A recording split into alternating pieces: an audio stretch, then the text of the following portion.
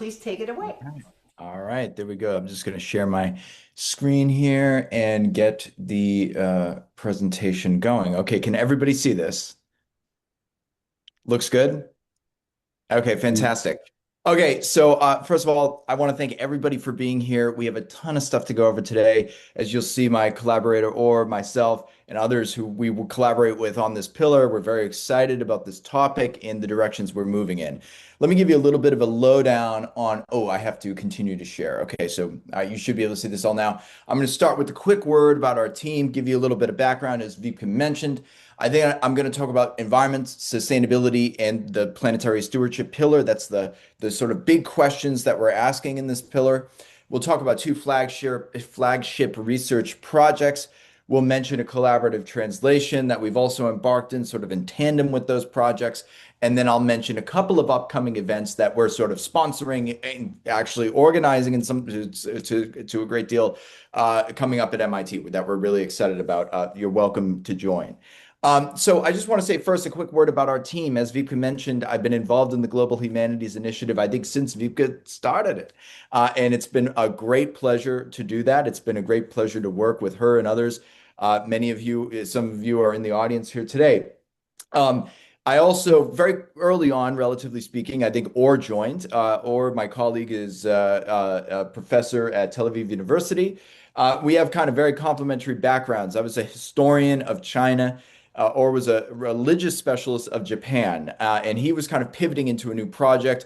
I had just written a book about feng shui, and so we sort of got talking, and we had all these ideas about things we could do. We also had a number of collaborators, which I'll introduce in a little while, at MIT, for instance, in the science and engineering departments. So that's also important to mention. So without further ado, let me just talk about why this pillar, what it's about, what we're trying to do. So planetary crisis is not only environmental, it's cultural, ethical, and historical, right? Climate change reshapes bodies through heat, exposure, meanings for the apocalypse, renewal, sacrifice, and institutions, law, governance, ritual. Human responses to ecological stress are mediated through religion, literature, memory, aesthetics, and so forth. And so environmental realities are inseparable from cultural meaning. And we want to sort of meet that moment by rethinking how we think about the sort of environmental crises we're facing today and looking at sort of how humans in the past have also grappled with similar questions. Now, I dare say, I felt in order to understand what we're doing and in order to understand the intervention we're trying to make, I have to critique in the most genteel way, I hope, uh, the sort of state of play. All right. There are limits to environmental history and environmental humanities as they're currently practiced, not by everybody, but let's say in general. So with environmental history, I love environmental history. I'm to a great extent an environmental historian myself, but environmental history often dips into chronicles of ecological decline, environmental disaster, narratives of loss without sort of agency. So it's like, oh goodness, there was desertification and the government collapsed, right? Or there was desertification and lack of rainfall and there was a famine, and they're depressing, right? Environmental history tends to be a kind of depressing field because you're not going to pick up in a book of environmental history and go, oh wow, look, the environment got better, it was great.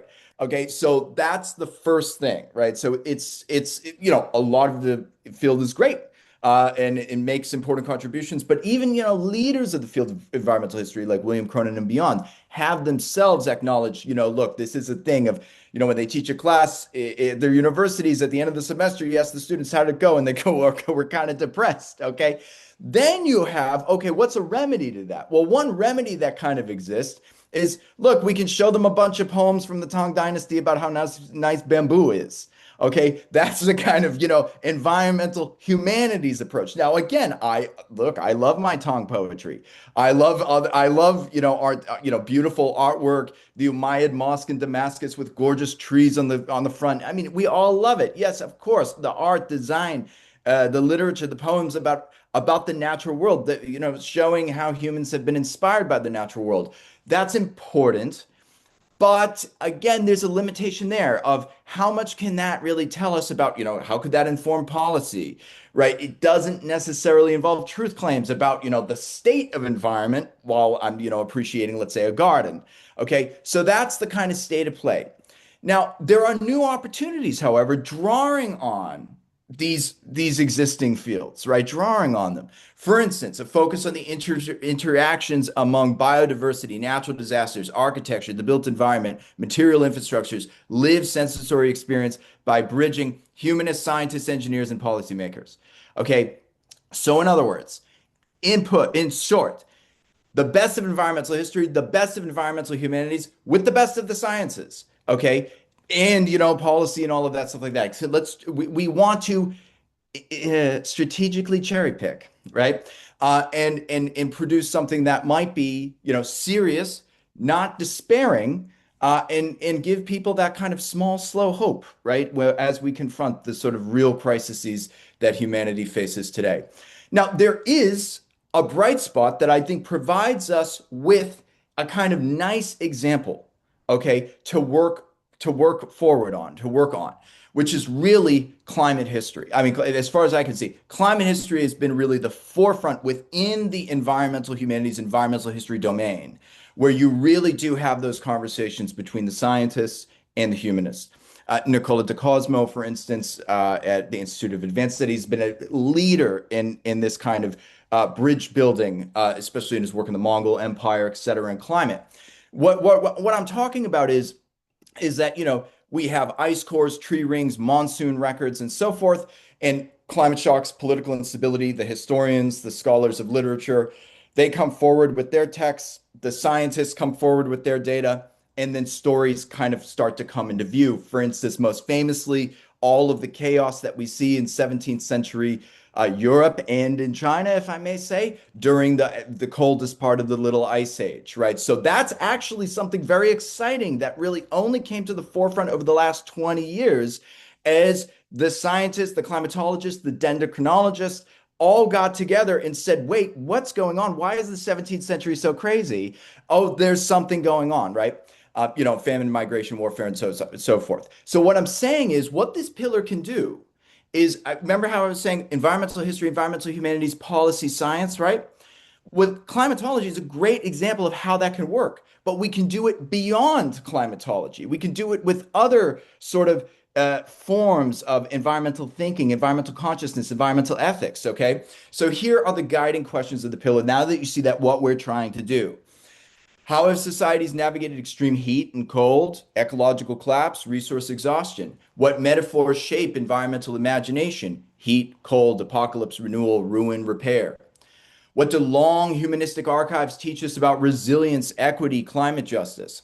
How do ruined landscapes reshape ritual, memory, and collective identity? And without giving away anything, because we got some great punchlines coming later, or is going to tell us just a fascinating case study about Chernobyl that I had no idea before we were really looking at this. I was talking to Kate Brown, over in the SDS department. Really, really just incredible stuff that I think we're going to share with you today. And then how can humanities-based methods transform sustainability, policy adaptation, and mitigation? So the goals and actions, what we do. We want to build interdisciplinary research teams. Let me just stop here and say, if anybody in the audience are watching this on YouTube or any other platform, if what I'm saying resonates with you, get in touch. Get in touch with me, get in touch with Or, get in touch, please do. Don't hesitate. We'd be happy to work with you. We're looking to publish comparative case studies and edited volumes. As I mentioned, we also have some other publication projects going forward.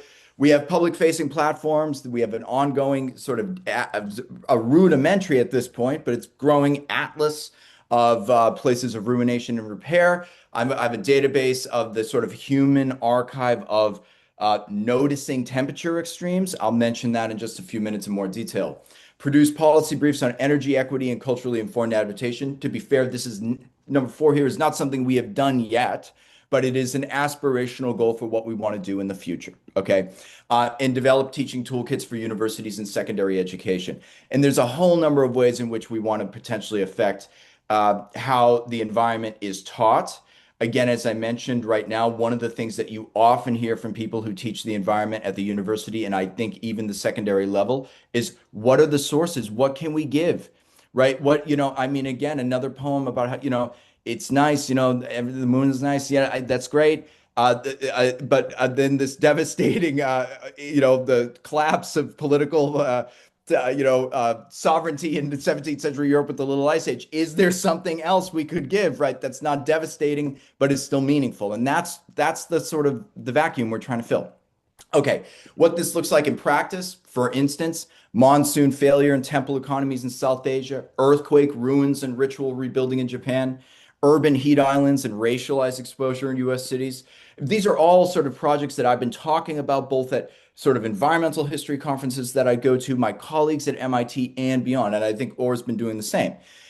Freezing records along the Yellow River. I can say more about that in just a minute. So those are just some like sort of concrete examples of the things that were the stories that we're interested collecting and trying to understand is sort of like a broader human archive. So let me now say, I'm going to talk about, we have two projects. There's one project that like I've been thinking about a lot. There's another project that Orr's been thinking about a lot. I'm going to present the first project and then I'm going to hand it over to Orr. He'll present the second one to you. The project that I've been thinking about a lot after I've sort of finished my feng shui book and I'm like, what am I going to do now? And I got very interested in the question of ice and the material history of ice. And that's connected to a much bigger question of that I think people are paying attention to now of the deep history of the human relationship to cold and warmth. Okay, and this is something that I can't do alone. There's way too much here about, how did heating work, in the Holy Roman Empire? How did cooling work in the hottest months in the summers in Beijing? Those are the types of things I've been thinking about and my colleagues have been thinking about. And if you're interested in that, again, I'd be happy to talk with you more about it. Why did I make this project? Why am I interested in this project? Well, because just realize measuring is sort of scientific measurement of temperature is a relatively recent thing. Okay, Fahrenheit was the first to be invented in 1724, Celsius on the 100-degree scale, 1742. So these are 18th century inventions that really only get globalized in the 19th century. Okay, so in actually late 19th century, and a lot of the colonial infrastructure shaped what counts as climate data. So I mentioned, climate data is so important. We have tree rings, right? We have some very old ice that we can measure, but we're also kind of limited, right? Because, there are places where you don't have trees that are that old that you can measure, right? That you can get that data from. So what are you going to do? Well, when we look at the past, we look at the Middle East, we look at Europe. Again, if you're working before the 18th century, what can you say about the climate data? Because we don't have numbers. Okay, but there's still things we can do. There are workarounds we can make. Humans always knew unseasonably freezing rivers, burning cities, sacred heat, lethal cold. They mentioned these things once in a while. They noticed these things once in a while. For instance, as I mentioned in the 17th century, when the Thames in London froze unseasonably, people noticed it. Okay, that's strange. What's going on? So thermal experience, the experience of hotness and coldness precedes measurement.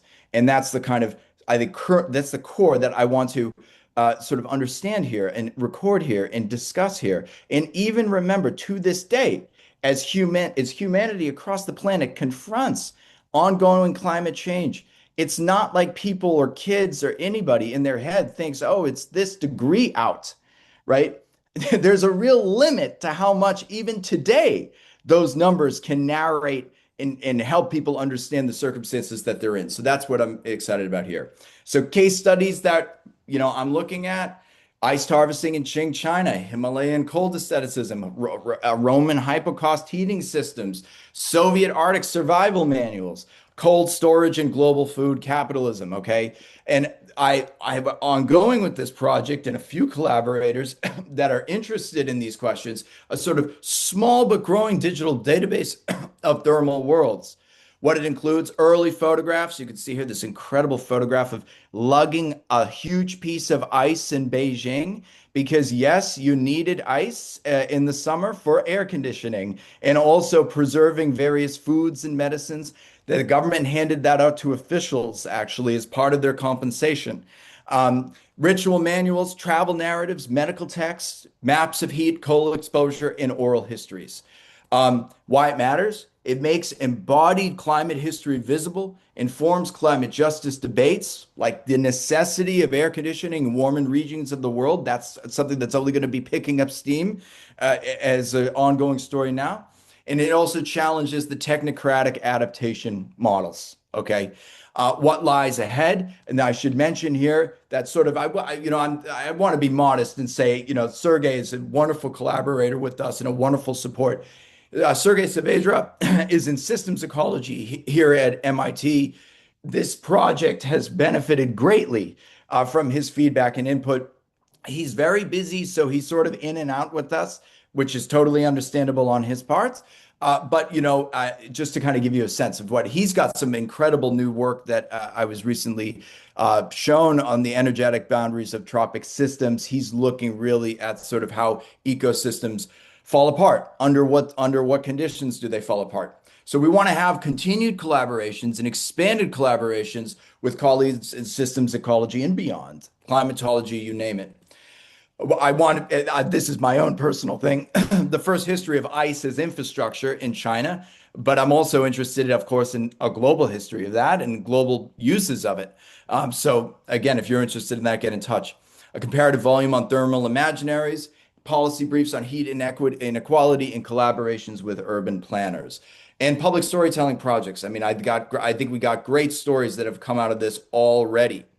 One really, really quick announcement before I hand it over to Or. We have two announcements, one for sort of each project of the pillar. I'm organizing, along with my colleagues Kate Brown and Megan Black, Asia's Green Revolutions case studies from India and China. That's going to be on February 27th, 2 to 5 p.m. in the Hayden Nexus at MIT. So if you happen to be on campus or you're in Cambridge, please stop by. It's going to be a lot of fun. We'll have coffee, we'll have refreshments, we'll have all that stuff. And it's a great lineup of speakers from both China and India side of the spectrum here, talking about, I think, a really topical and important subject. Without further ado, I think at this point, I'm going to hand it over to my colleague, Or Parath. Or take a second to introduce yourself. I'll stop my share, okay? And I'll let you share. All right. All right. So take it away, Or.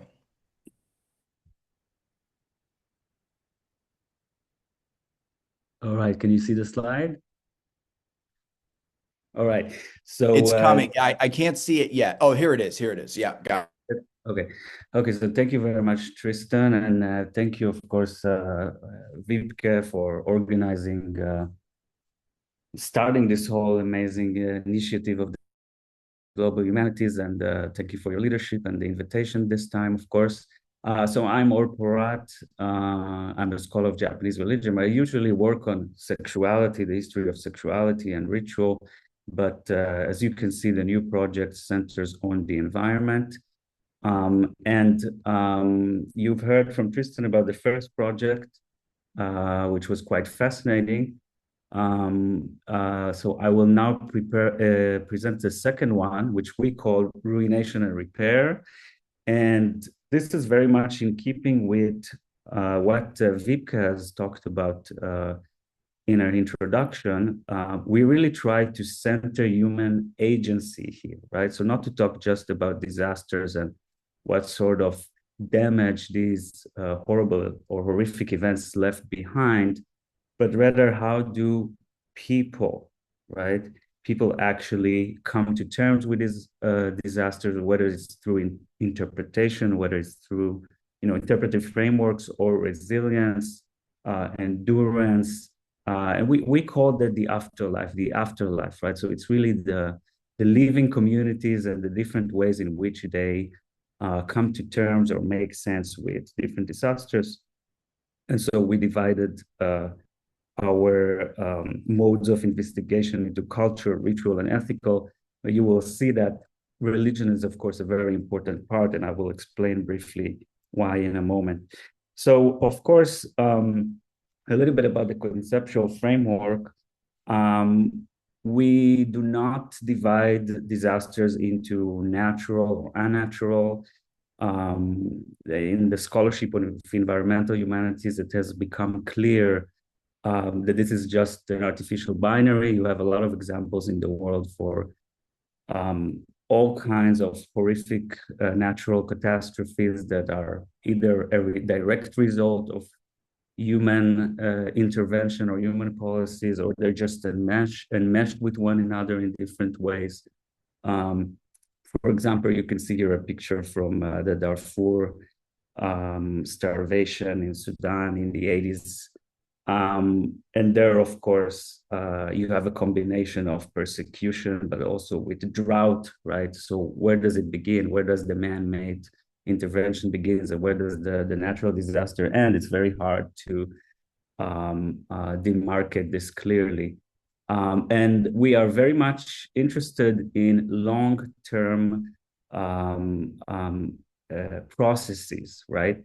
So not just one single event, and that's about it, right? We're part of the global humanities. We're very much interested in comparison, but in also in long processes, the sort of the long durée of disaster. How do these community respond, and how their response changes, right, across time and across space? And memory, ritual, landscape, these are different social relations are different spheres in which one can actually gauge ruination. And repair is where values and resilience become visible, right? So in these very efforts to repair the community, and repair is not just material, right? It's not just technical, it's also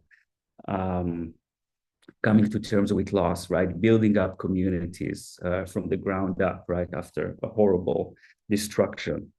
So it has a very strong cultural nuance to it.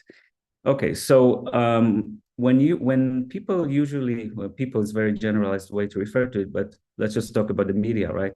When the media talks about disasters, it usually focuses on the event and the immediate aftermath, right? So when we see these different reports about something horrible taking place, whether it's an earthquake, tsunami, famine, usually the focus is on the immediate results, right? The wreckage, the destruction of infrastructure, first responders, right? We're familiar with all these terms, unfortunately, on a day-to-day basis, because a lot of horrible things happen around the world. So this is not the subject material that we're interested in, but rather how human experience unfolds over a very long period of time as a direct result or as a response to a disaster. And this can be mediated through, of course, cultural production of people, right? The humanities, right? It's through human lenses that we can actually tease out the understanding or the interpretation or the coping, right, of people and how they reflect of what have just transpired upon a terrible disaster. So one of the projects that we want to finish soon, but I don't know how soon this will be, what soon is, but anyway, we are working on a digital atlas where we're going to have specific locations around the globe where we track a given event across time with that additional comparative element. So we'll have different modules of different layers where we could actually compare one event to the other, providing that it falls under the same rubric. So we're not going to compare tsunami with drought, but we're going to compare tsunamis with other tsunamis and earthquakes with other earthquakes, volcanoes with other volcanoes. So each location will be a mini project where we trace changes across time. And it will also include community testimony. That's where actually religion comes into the picture quite conspicuously. Both in pre-modern societies and modern contemporary even society, there is still this tendency to read disaster in religious lens, right? When something horrific happens, people usually attribute it to invisible forces or a higher force. So we can see immediately that religion is really quite important in this, not just in the immediate moment, but long term, right? For example, in terms of commemoration of events, in terms of rituals that take place, in terms of iconography, right, that is set up in the sites and so on, memorials and so forth. And again, I would like to echo what Tristan has been saying many times, that if you are a scholar, a student, a policymaker, or even part of those communities, we encourage you to join forces with us, help us nuance the picture as much as we can. Another thing that I wanted to mention is that while we were working on this map, we discovered that unfortunately, there is no community that escapes disaster. So, wherever you go, when you actually map out disaster around the globe, you map the globe. So you have to be very selective about what kind of case study is fitting. And Tristan, you Yeah, want to if I say? may, Yeah. let me jump in here a little bit. I just want to reiterate this because this is a really fascinating part of this atlas. I mean, I thought this atlas might be, oh, it's going to be maybe useful, maybe of interest, but you realize that there's no place that just isn't touched by natural disaster at some point in its history. But not every place remembers it, right? Or not every that sort of that residue, right, that exists from the disaster. It doesn't necessarily remain there in every place. So there's a lot that we've been unpacking as we started to make this, and I think it'll be really interesting once it's done. So sorry to interject there, but yeah, Yeah, that's yeah, great. no, wonderful. I was getting at it, but yeah, that's good. I mean, that's why affected communities, there are places where trauma has been forgotten, and there are people that actually want to revive the experience or the community, right, that has been destroyed. I will give a few examples later. um, so we're talking about individual case studies. We're talking about two different temporalities of disasters. One is sudden and the other is slow. So earthquakes, tsunamis, famines, nuclear accidents, they can happen all at once, suddenly, right?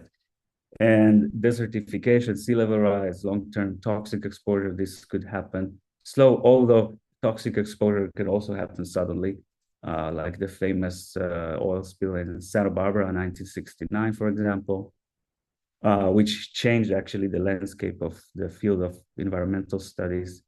And the certification is something you don't see, on one, something that all of a sudden happens out of the blue, but it's a really slow, gradual process. Like the worst one right now is at the Gobi Desert, where it expands and expands. Um, so here are some examples for case studies that we are working on. One is a tsunami maps of Indian Ocean and the Japan Sea. So again, comparing the 2004 tsunami in Sumatra with the 2011 horrific disaster, right, in Japan, for example. Um, uh, Hurricane paths, right, across the Caribbean and Gulf of Mexico. So these are things that are quite complicated and you can't show everything all at once. That's why we have multiple layers and modules that show that. And then nuclear exclusion zones, I would like to expand on it in the talk. I will talk about Chernobyl and Bikini Atoll specifically, because these are really fascinating examples. Where you have detonation of a nuclear bomb or a nuclear disaster. And of course, the damage that is done to the environment is inconceivable, but also there is a horrible damage to human communities. But at the same time, as Tristan has noted earlier, we see human agency and we see people resilient and trying to come up from the ashes, as we say, and from the wreckage and really rebuild the community. The Chernobyl case is focused on the Hasidic Jewish community in Chernobyl. First, I'd like to say that, of course, we have Kate Brown. You have in MIT, maybe the foremost historian of Chernobyl. So we are very much influenced by her study. She talks about the aftermath of the nuclear fallout. We're adding the Hasidic community in Chernobyl, which is a very, very interesting case study. So this was actually a thriving center of Hasidic community. The rabbi there that founded the community, Menachem Nachum Tversky, is actually the disciple of the Baal Shem Tov, who started the Hasidic movement, right? And the son Mordechai Tversky is also remembered because he established actually the community in Chernobyl as a flourishing and a very vibrant place in the 19th century, so later. And then it really became a very important center of Hasidic Judaism. Even some of the false prophets of Judaism came there to sort of antagonize and resist. It was very, very dominant and powerful. And you have their study houses at the time, you have pilgrimage, people are flocking into this area to graves of rabbis to worship. So then two horrible things happen. First is the Holocaust, which I don't have to say too much about. We know how terrible that is. The other thing is the Bolshevik revolution. Of course, religion became an enemy in the eyes of the Bolsheviks, and synagogues were basically closed, and Jews were not allowed to practice. And then the entire community basically goes underground, which is a horrible thing that happens. And then, of course, the horrific accident of Chernobyl in 1986. I was born that year. And that led to basically marking the whole area, 30-kilometer area, as an exclusion zone where nobody can get in. So that's basically the official death of the community, right? Nobody can actually go in and practice and do anything if you're a Jew or any other affiliate of different religions, right? No one can go in. So, but what happens from the 1990s, when the Soviet Union falls, we have this resurgence, right? So a lot of the descendants of Chernobyl actually left to New York. And so we see during the 90s, many American Hasidic Jews, not just them, it gradually actually expands. And we see a lot of people basically going on pilgrims to the different graves of rabbis in the area. And they carry out the yard sites, right? So the anniversaries of death of rabbis, important rabbis. So these are the two Tversky, very important Tverskys.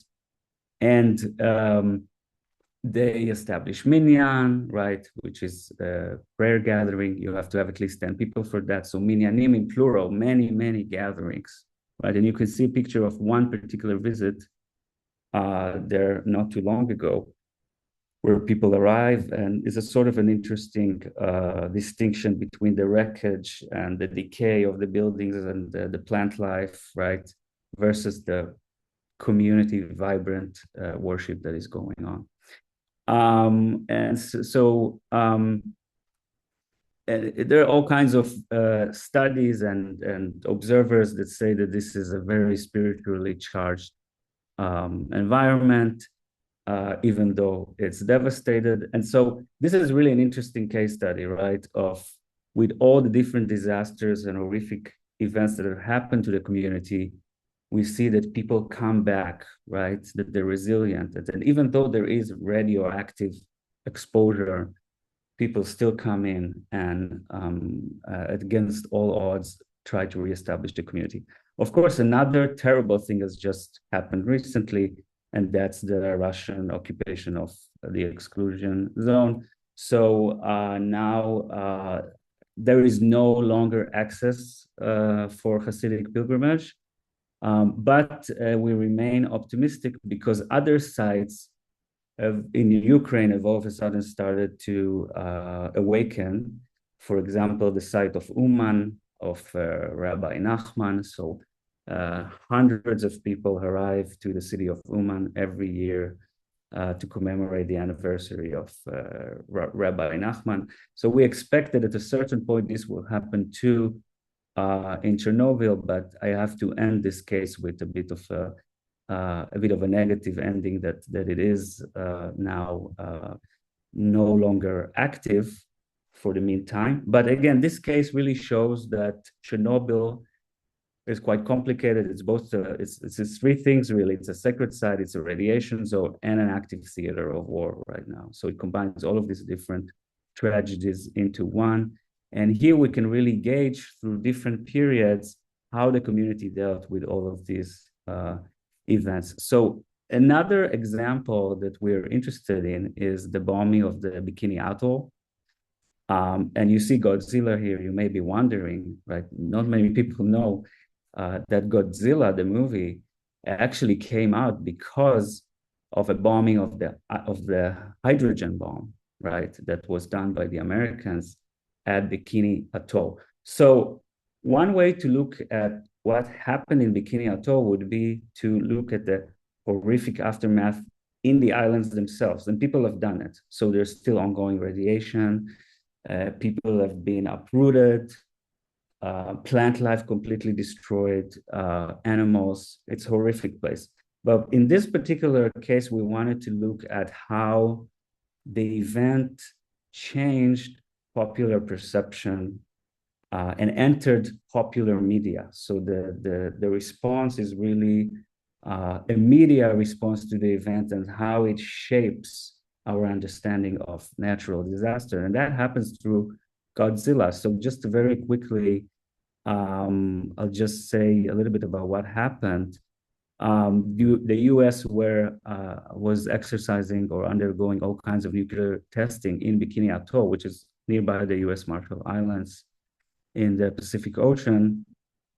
And the incident that I'm referring to is called Bravo Shot, or sometimes Operation Castle, where they detonated the second most powerful nuclear explosion thus far, as I understand. So this was a hydrogen bomb that exploded directly on Bikini Atoll. And the indigenous people, by the way, this is a very interesting account to take note of. Indigenous people were reporting that they were seeing another sun rising in the west, right? So to me, this is also a bit religious, thinking of astral gods and thinking about astral phenomena and the cosmos and so on. But anyway, what happened is that a Japanese fishing boat basically passed by with the name Lucky Dragon, with the ironic name of Lucky Dragon number 5, because they were not so lucky. They were exposed to the radioactive fallout. The captain died quickly, and the crew members suffered radiation. I think all of them died at the end. So this really provoked a hysteria in Japan, which is reminiscent of what happened in March 11th, right? The tsunami disaster in 2011. People were worried about atomic tuna, Genshi Maguro, right? So tuna with radiation, that happened also in 2011. People were afraid to buy tuna from Tohoku, right? From the northeastern territories. Why they thought that tuna might be radioactive? Because the ship was a ship of tuna fishermen. So this became an intense public concern in the spring of 1954. And the producer at Toho Studios, Tanaka Tomoyuki, really catched this opportunity, and he had this vision to produce a movie about a nuclear accident, right? And this is quite amazing. They basically finished up production in the same year, already in 1954.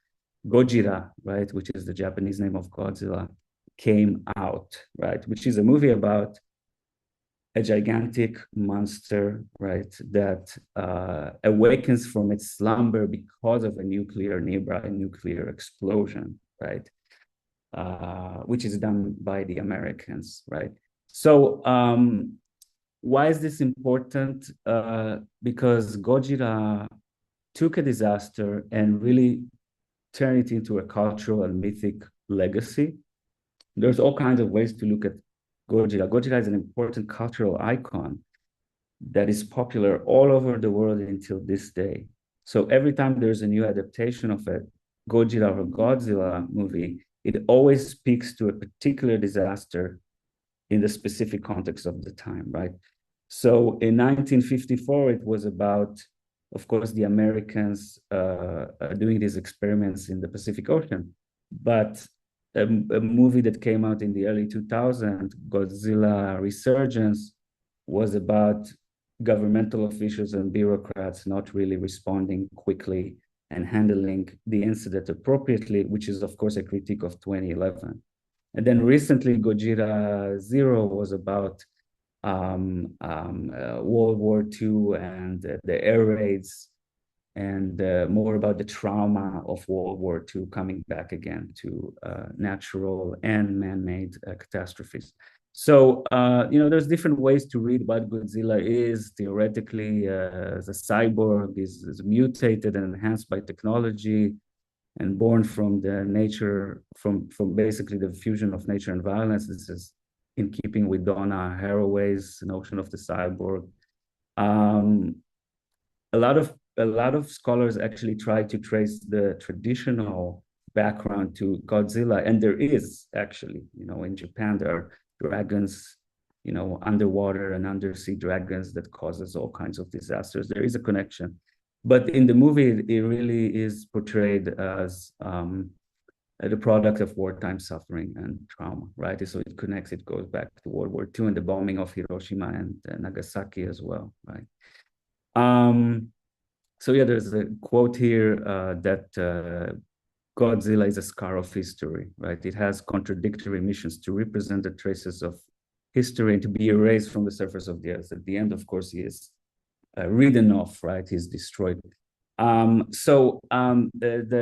bottom line here is that we can also think about how disasters are translated or adapted, right, in different media, and the way they take a life on their own, right, in a very long period of time, right? This is still like a very relevant cultural icon that always speaks in different ways to natural or man-made disasters. Okay, so then a little bit about the different, how do we map the different case studies, and what kind of evidence we're working with, and how do we know the disaster actually linger, right? How do we trace that? So there is physical destruction usually, but fortunately, in many cases, there are social and symbolic effects that persist in all kinds of ways, in ruins, in memorials, ritual sites, landscapes are altered, right? Narratives, myths, religious interpretations, they transmit disaster across generations. And again, Godzilla is a religious icon. There is a reason why it's called Godzilla. He is a god. And if you want in the Q&A, I can say a little bit more about it, about the etymology of his Japanese and English name. So trauma reshapes identity, ethics, communal belonging, and the afterlife of disaster unfolds across years. I've said it many times, decades, and even centuries. So one of the main claims that we're making as part of this project is that, and I've said it already, the disasters are often interpreted through religious and cosmological framework. Well, a volcano explodes. Volcanoes are already gods in many cultures, right? And let's say they are not gods, they are natural phenomena, they're dramatic events, right? That changes really the course of history, they change the landscape. And so they are often attributed or ascribed to larger powers. So religion is quite important, and we find religious implements, religious objects, religious icons to track or trace different disasters. Is an example of Popocatépetl. I hope I pronounced it right, but this is an Aztec site where a volcano erupted, and we find effigies on the slopes, right, that commemorate it. So through effigies, right, and other stone monuments there, one can try to make sense of this disaster. These are historical examples, right? In Mycenae, in Pylos, Mycenaean Pylos, we have linear B engravings that describe Poseidon as an earthquake god, right? So this is just an example as the most famous Western god of earthquakes. People usually associate it with the sea, but he's also an earthquake god. And then a very interesting case of Katalo Huyuk from Turkey, a wall painting in Anatolia. This is the earliest depiction of a volcano. So you see already in 6,000, right? 6,200 BCE. People come to terms in some way with volcanoes. It's really hard to extract what they're trying to say, right? Is this commemorative? Is this an artistic endeavor? Artistic license, to what extent it comes into expression here. But from early on, people really try to create traces of disasters that are man-made to record to record their own subjective account. I'm going to go through this very quickly. Textual evidence we see, of course, in all kinds of traditions, right? In the Bible, we're familiar with the flood, the deluge, right? In Noah's Ark story. There it's framed as a moral purification of the world, right? Noah was the only one that was, in Hebrew, it's tzaddik, so he was righteous relatively to his time, right? He wasn't such a great righteous person, but relative to his time was righteous, and therefore he was saved. Sometimes these events are described as major salvific, right, happenings, such in the case of Jesus. In Quran, for example, the earthquakes stand for apocalypse, sometimes for moral reform. And of course, in the South and East Asian traditions, where we have karma, right, moral causality is often used to explain many of these events, not just earthquakes. So we find different interpretive frameworks, and they are relevant to many, many different places. So we encourage people that work on these different regions, if you have interest in how religious communities made sense of these disasters over a long period of time, please join us and help us. Another thing that we're interested in is the pantheon of gods, comparative pantheon, right? A lot of gods, or comparative religion, a lot of gods that are here. I give again the example of earthquakes, have shared attributes, shared ideas, so universal qualities, but also culturally specific qualities. I mentioned the dragon, but this can go even further back to the Naga, right? The great snake deities in India, which merged in China and Japan in the Buddhist cult with the dragon, right? So these are earthquake deities, chthonic deities that live underground. There's the Namazu in Japan. This is the catfish. I don't know if you're familiar with him, but in the late Edo periods, you can see the print here of the catfish and people beating him up. There was this belief in Japan that there was a giant catfish that lived underground, and with each movement, he caused earthquakes. So again, we're talking about seismic activity that is attributed to non-human agency that is sometimes intentional. And all of these creatures are, or not creatures, but beings, right? Transcendent beings are tonic or liminal. We can find them in unstable zones, in the sea, in the earth, in mountains. Pachamama is from Quechua, is in Quechua, is the mother of the cosmos, also an earthquake deity. Tepeolotl, that is found underground. Tepeolotl is this jaguar here too, also with very similar qualities that is found in border areas, right, in the mountains and so on. So the interpretive logic here in many, many cases is that either they're ordained by the gods, or communities are punished, or there's some sort of moral causality, as I've shown before. So these are meaningful disruptions and not just accidents, right? And cosmic instability could be a result of all kinds of things, could be moral failure, could be ritual neglect. So the actual participating lived worship may be related to why some of these events have happened, right? Whether one pacified or propitiated the gods properly and so on. Okay, so now let me finish. How much time do I have? Maybe let's just rush through this, maybe just a minute or two, because we want to open it up for the Q&A. So yeah, okay. Maybe just give an overview of the translation, and then we'll go from there. Yeah. Okay, so we have a translation project of a Tendai monk whose name is Annen, and it's called Shinjo Somoku Jobutsushiki.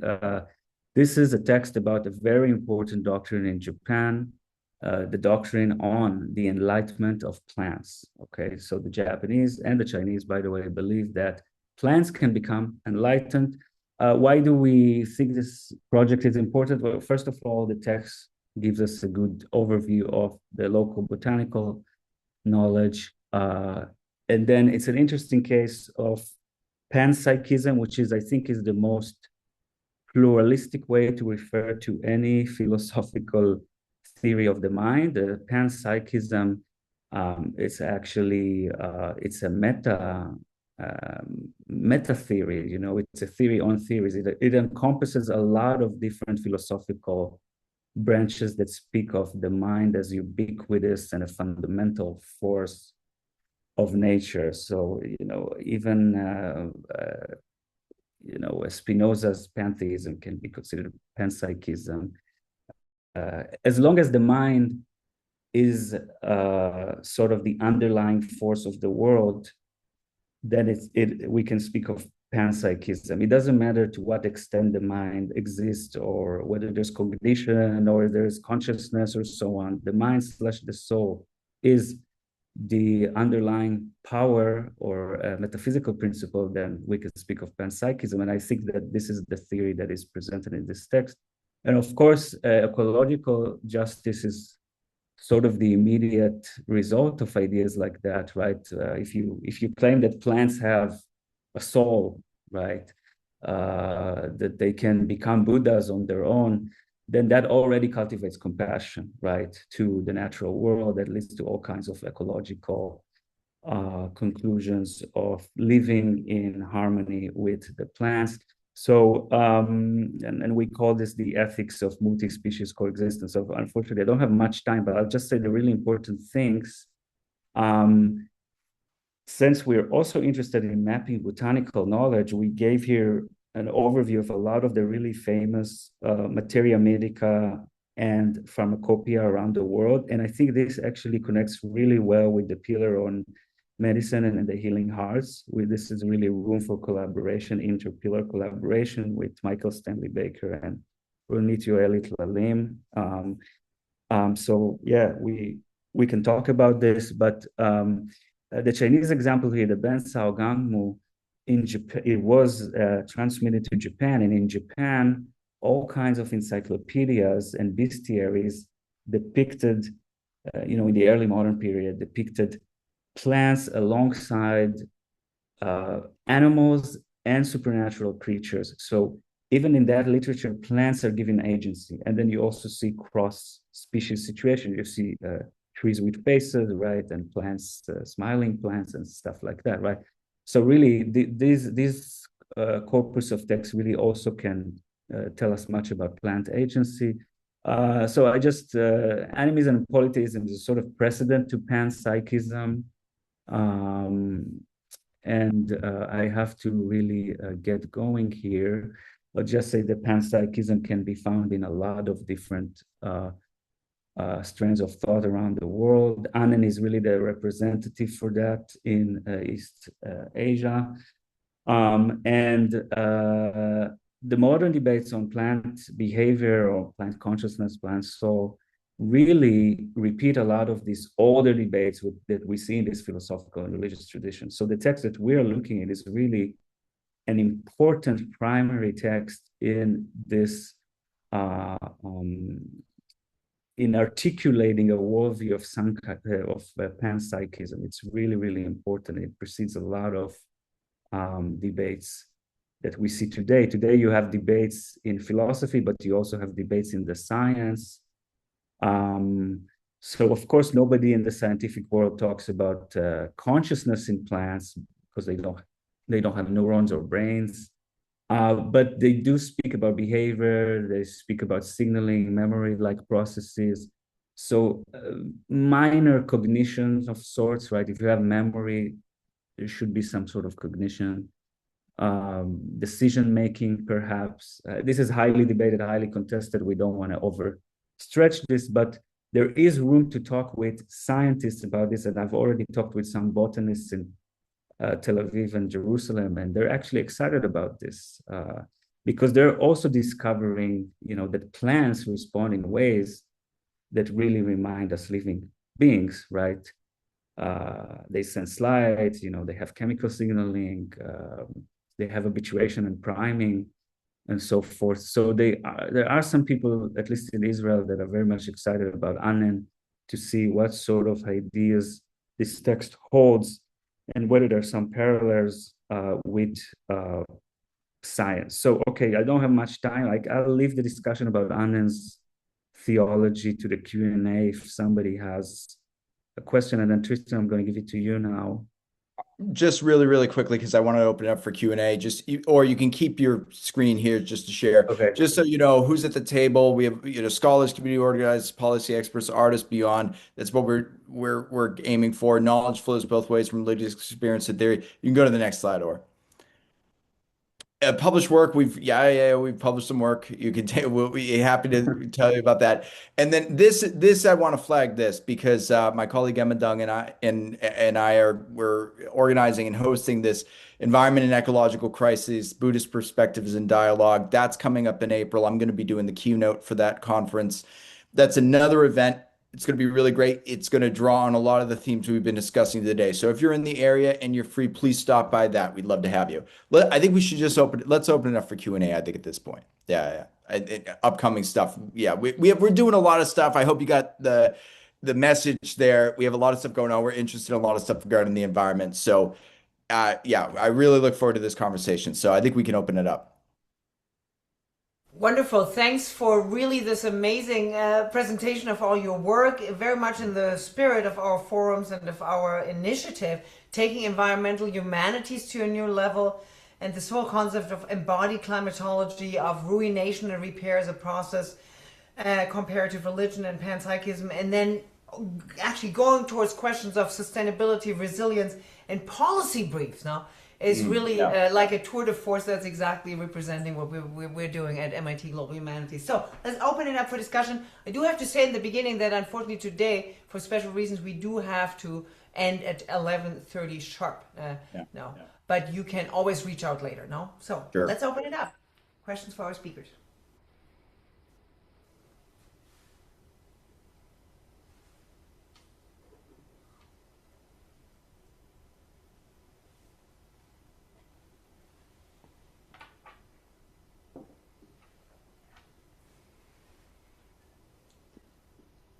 A moment of silence. That's good too. Questions, comments, synergies with anything you're thinking about. You're here because you're interested in these topics. So, Peter, I saw you unmuted yourself. Yes. Can you hear me? Yes.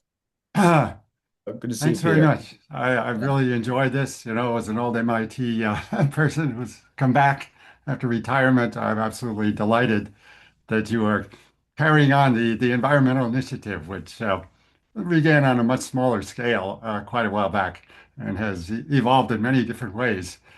To me, actually, the most interesting aspects, which I actually heard a bit from both of you, are the religious aspects.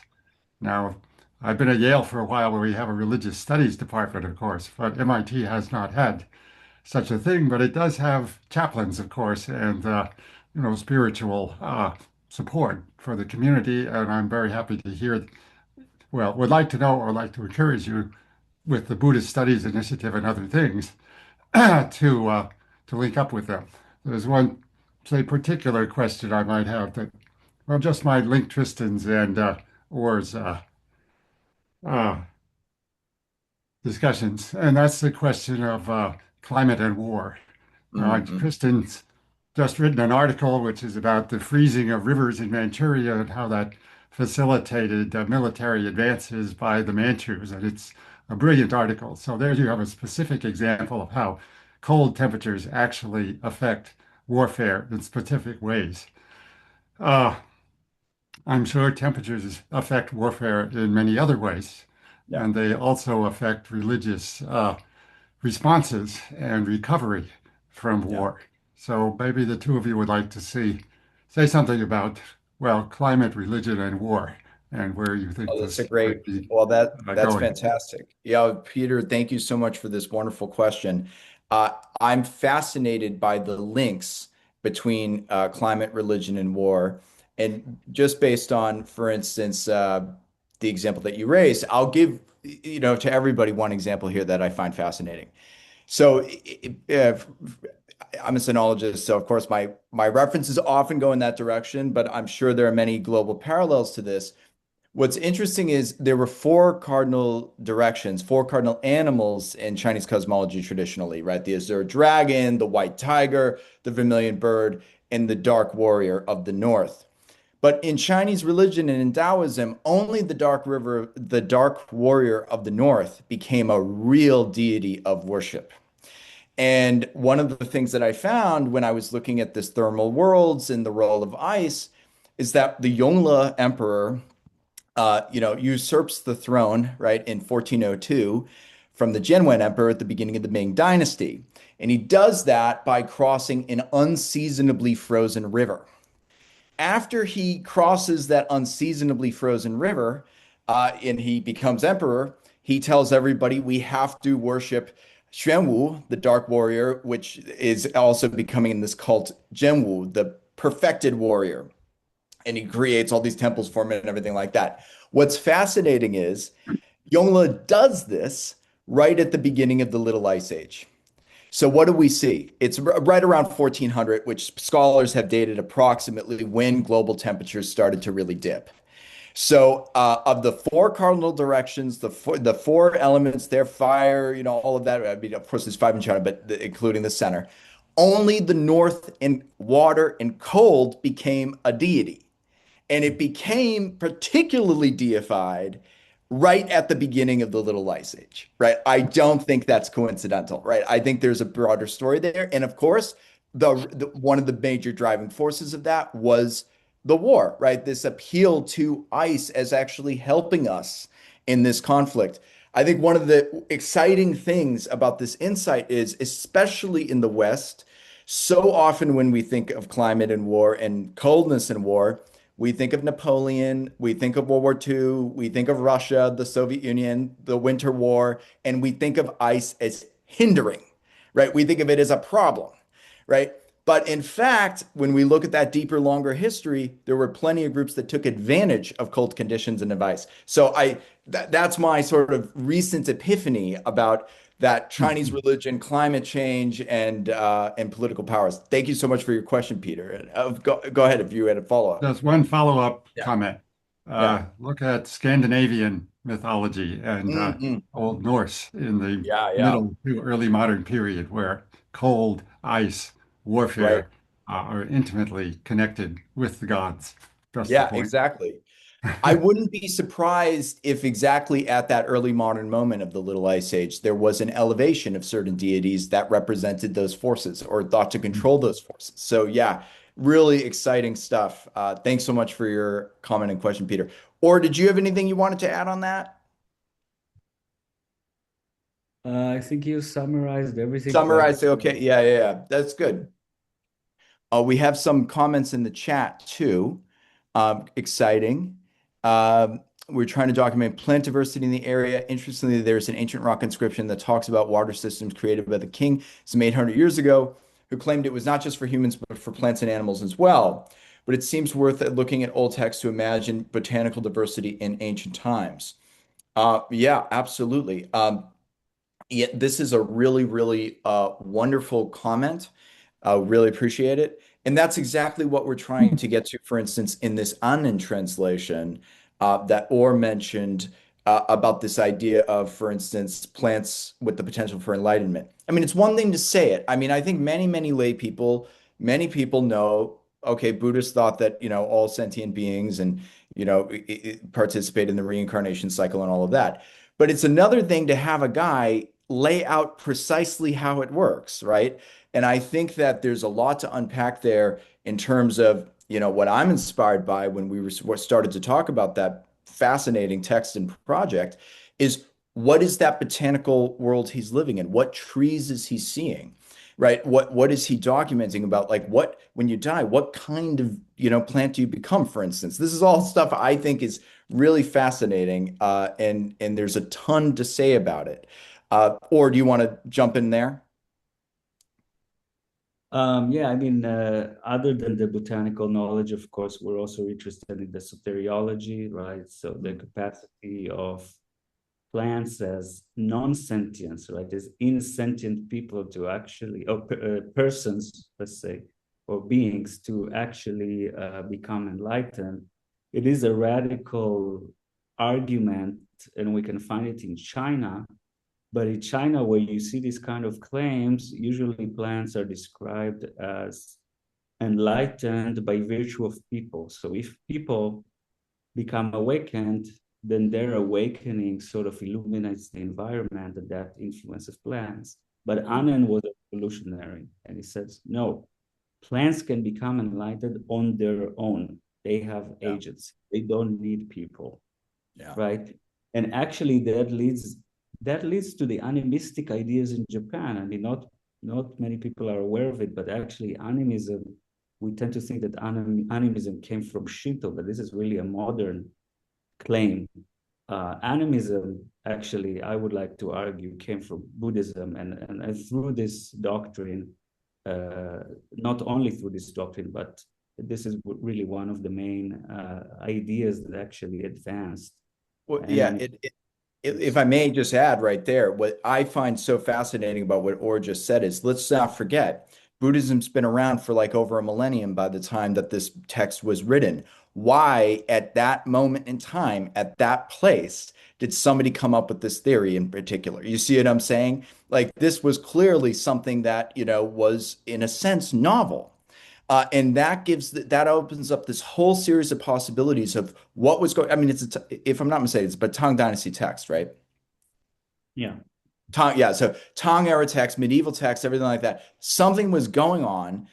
I speculate environmentally, perhaps that inspired the chain of thoughts that resulted in that text, and we could think maybe something was going on in Japan as well, right? I mean, we have Johann Elverskog writing this fascinating text about, Buddhism's impact on the environment in medieval Japan, cutting down a lot of trees. I know some people have had different ideas of on the reception of that, but one wonders, right? Why at this moment, why at this time did this theory come forward? So that's something, but it also applies to other cases, right? We're kind of living at a moment right now in the 21st century where the way we're thinking about plant life, the way we're thinking about animal life is like forced to come under this massive change because of all the environmental stresses we're facing.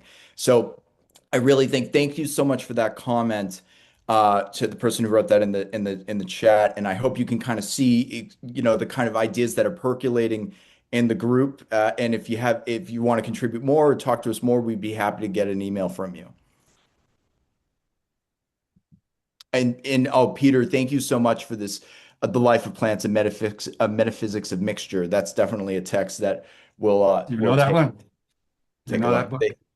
I've heard of it. I have not read it yet, but it Yeah, looks like he was trained as a botanist in yeah. Italy, and then later in agricultural science, then moved to France, and he's at the École des Hautes Études in No, that's Paris now, and fascinating. it builds on Western philosophy, not Buddhism, to give you some similar ideas about the metaphysics of plants, shall we say. So there's Right. interesting overlap with, say, Schelling's Naturphilosophie and other things Oh, that's worth excellent. looking Thank up. you so much. That's great. That's a great citation there. We have another question. Thank you so much. Are there any translation programs or text comparison initiatives? This is an interesting, the Tangtou Gejue. Some pharmacists in early modern China use this text as a reference. Religion's placebo effects after disaster, and so on. Well, I think both Or and I can probably have a stab at this, but I will just say at the forefront, one of the things that my perception is that, texts like this are very scattered, right? They're all over the place.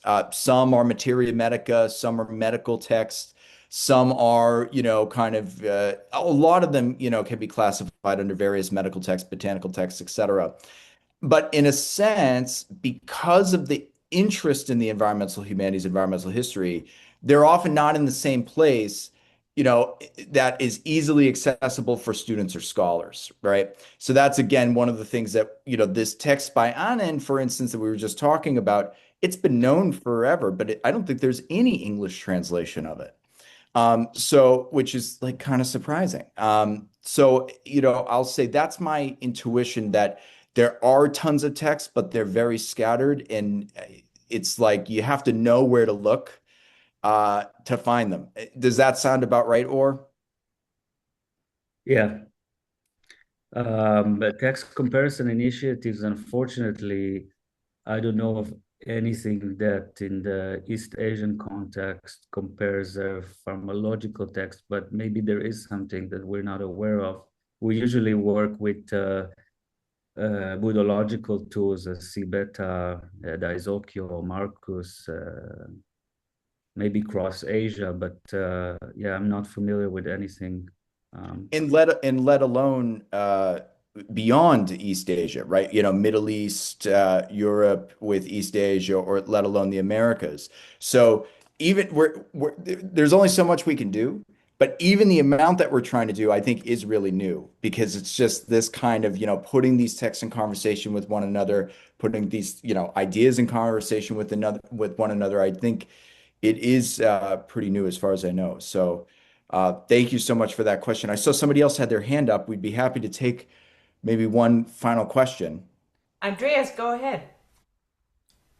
Thank you, and really thank you for these wonderful insights. It's just, I'm a church historian in Germany, so good evening. Just 5 sentences from the Christian background. First, Yahweh or the Old Testament God started somehow, Old Testament scholars say, as a volcanic God, so maybe there's a link. Second, there are many passages in the Psalms where trees are clapping their hands or other lines like that. Maybe they are a reflection of what you told about this idea of well, the living creatures like plants also having kind of a consciousness and then even a religious consciousness. I don't know.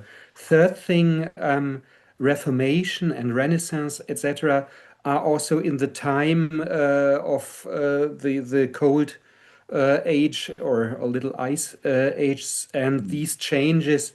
There are so many texts and books, etc., about maybe there are bridges as well.